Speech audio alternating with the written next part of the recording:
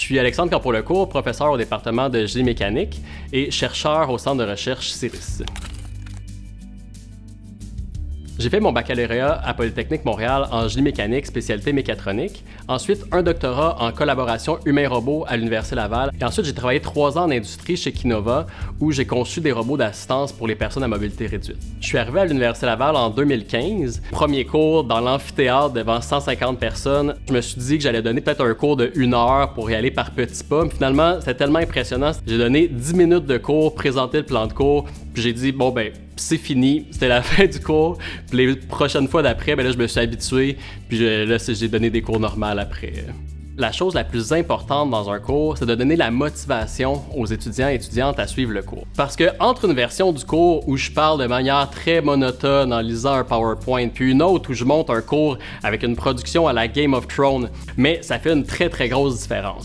Dans un chapitre, il y a un vidéo qui donne la matière. Puis à un moment donné, pendant quelques secondes, oh, c'est Spider-Man qui est en train de donner sa matière. Il s'est mis un masque sur la tête. Puis il donne la matière comme ça. Genre de petit humour qu'il peut avoir parfois, là. Il y a 1001 méthodes pour rendre la robotique plate. Mais il a trouvé la méthode pour pousser les étudiants à aller plus dedans.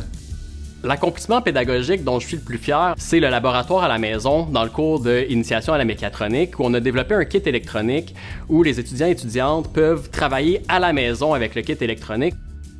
Pour bien enseigner, à mon humble avis, c'est de s'adapter à la nouvelle génération. Par exemple, la génération qu'on a aujourd'hui, ils ont eu des vidéos sur demande, donc on peut pas arriver avec du matériel pédagogique qui est mal adapté ou qui est pas très clair. Ce que je trouve unique par rapport à la relation d'Alexandre avec ses étudiants et étudiantes, c'est qu'il est très approchable. Première chose qu'il me dit, c'est « Moi, je suis pas ton boss, je suis ton collègue. Dans l'équipe, on est comme tout au même niveau, peu importe c'est quoi notre poste. » Le plus important dans l'enseignement que je donne, c'est pas nécessairement la matière directement, mais c'est plus de donner la piqûre. Parce que quand on apprend, on peut répliquer, mais quand on comprend, on peut inventer.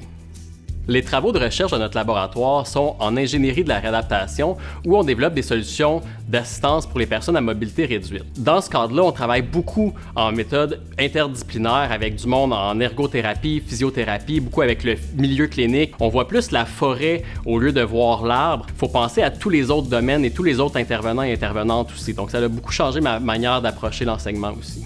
Je suis vraiment très très content et honoré de recevoir le prix SUMA et j'aimerais beaucoup le partager avec les étudiants et étudiantes de mon laboratoire qui ont vraiment beaucoup aidé, ne serait-ce qu'à l'assistance des cours, mais beaucoup pour le montage des cours aussi, puis tout le brainstorm de comment monter le cours, dans quelle direction aller. Donc, merci à vous. Ben, bravo Alexandre, tu le mérites vraiment, fait que continue ton beau travail comme tu le fais. Merci pour tout ce que tu as fait, puis juste je pense avec l'aide que tu m'as donnée, ça mérite déjà le prix. Fait que je peux pas imaginer avec le reste du monde qu'est-ce que ça donne.